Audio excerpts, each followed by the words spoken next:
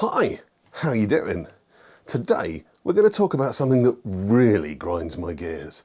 I mean, well, you'll see.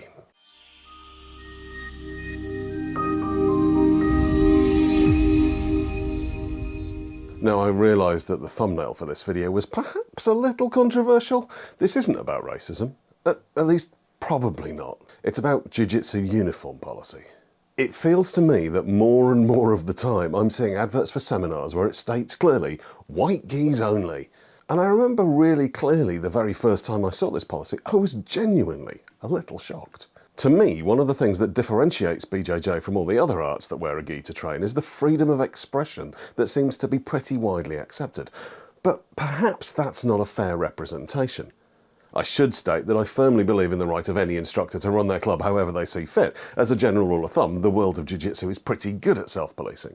People who are lying about their grade and ability tend to get exposed quite quickly, and it doesn't seem that common for truly bad behaviour to be swept under the carpet. There are some clear exceptions to this, which we'll probably come back to at another time, but for a global community, it's not that bad. But the other side of the coin to accepting every person's freedom to run their club or seminars however they feel best is that I also firmly believe that people should be free to judge you if you're being a complete wanker. And I do think you're a wanker if you try and control what people around you wear. Now, I'm fully aware that I have strong feelings about things like this. I don't deal well with authority for the sake of authority. Let me explain. One of the reasons I got into martial arts in the first place was because I was bullied mercilessly as a kid. I was a chorister. I played the violin. My mum cut my hair at home. She wasn't a hairdresser. We were regular churchgoers and my dad worked abroad so wasn't around much of the time. I had target written all over me. In the end, we literally moved to the other end of the country, and one of the main reasons was to get me out from a school that was slowly but surely destroying me. I was fully convinced that it would all start again, just with different people, and that the new school would do nothing to stop it, just like the old one, and so I decided to take matters into my own hands. The first thing I did was to sign up for after-school rugby practice, find out who the toughest kid in the school was, and then during training I engineered a completely fake grievance and punched him in the face. I took a bit of punishment before we were dragged apart, but after that, no one at that school messed with me. But the weird thing is, the psychological damage didn't go away. I was always completely convinced that people would realise I was actually still the nerdy kid with the stupid haircut on the violin, and it would all start again. It took me a long time to realise that a lot of why people think you're tough isn't because of what you can do, but what you're willing to do. And clearly I'd got that bit nailed from the very start.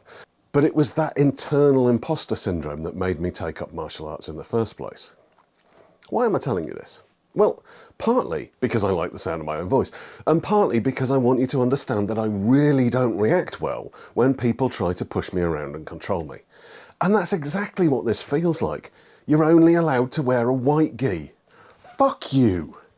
Anyway, I need to watch my blood pressure, so I thought it might be fun to take those people at face value and look at some of the supposed justifications for it.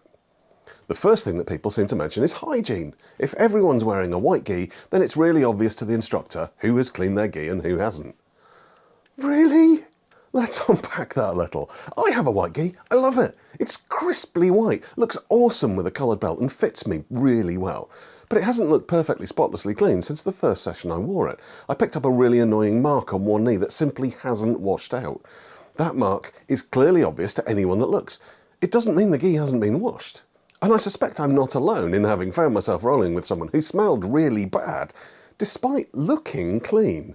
The last time I checked, you couldn't see bacteria, or fungal spores, or viruses, and the sort of unwashed sweat stains that you might be able to see are probably going to be stinking the room out before you notice them. If you genuinely think the hygiene of your students is so bad that you will be able to see actual dirt on them if they wear the right colour gi, then I would like to suggest that you probably need to take a long, hard look at the culture of your club. Using hygiene as a justification for forcing people to wear a specific colour is clearly bullshit. Another justification is that it looks good when everyone matches. This starts to feel a little bit culty to me.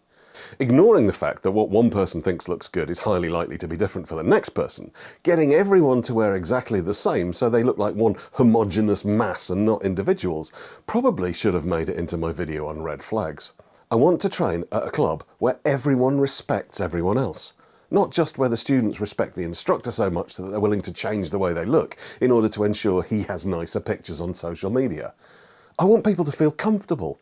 I want them to be able to express who they actually are. And personally, I want to train in a way where I'm being taught jiu-jitsu, not where I'm being controlled by a complete knob with a superiority complex. But Oz, uniforms create a sense of community and a bond between people at the club. No! Training together in a way that's respectful and mutually beneficial creates a bond. Pushing yourself past your limits with people you trust creates a bond. If you're relying on clothes to make people get along at your club, then you have a big problem. But it's traditional. But is it? Really, is it? When people say it is in defence of forcing their opinions on others, they claim that the Gracies wore white gis, and therefore we should wear white gis. And I can kind of get behind that a little bit, if I'm being honest. If you consider what you do Gracie Jiu-Jitsu, and consider your lineage to be direct from the Gracie family, and also consider the art you practice to have started with the Gracie family, then great! Do it exactly how they did it back in the day. But I think most of us can appreciate the massive influence that the Gracie family have had on Jiu-Jitsu, credit them with the superb marketing that's given BJJ the popularity it has, and still understand that it is, in fact, a mixture of judo, traditional Jiu-Jitsu, and catch wrestling that was adapted by some very talented people, a lot of whom happened to be called Gracie. Let's look at the famous photo of Helio around the time of his fight with Kimura in the early 50s. He's clearly wearing a plain white gi, as he is in almost every picture we have. But what about earlier? What were other people wearing? Jiu-Jitsu was introduced to the UK by Yuki Otani and Sadakazu Uyenishi. What did they wear? Well, that's where things start to get a little bit interesting. There's a lovely hand-coloured photograph of Tani performing a flying armbar on a strongman by the name of William Bankier from about 1906.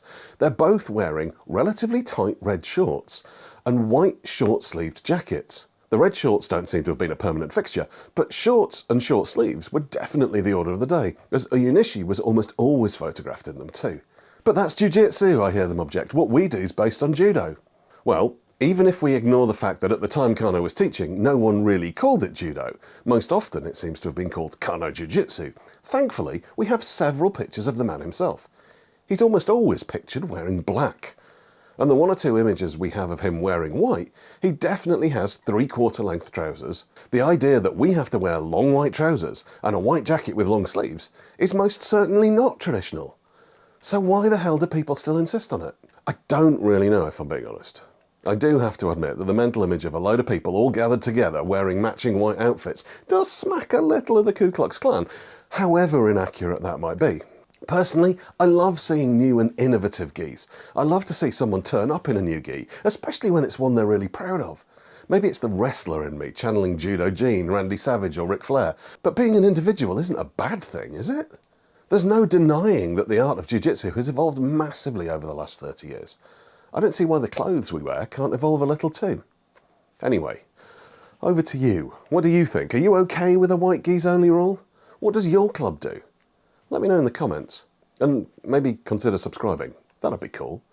And to those of you still here at the very end of the video, fight team!